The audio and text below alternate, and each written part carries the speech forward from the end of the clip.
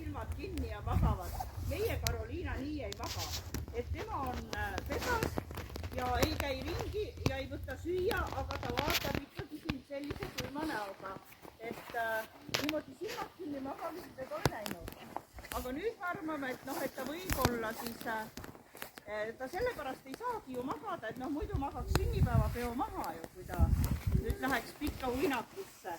Aga Mati Kaal ütles meile, et noh, et ega see nagu ei kujuta tema tervisele mingit ohtu, et noh, et ta ei tee seda taliuinakut, sest põhipõhjus ikka, miks nad magama lähevad.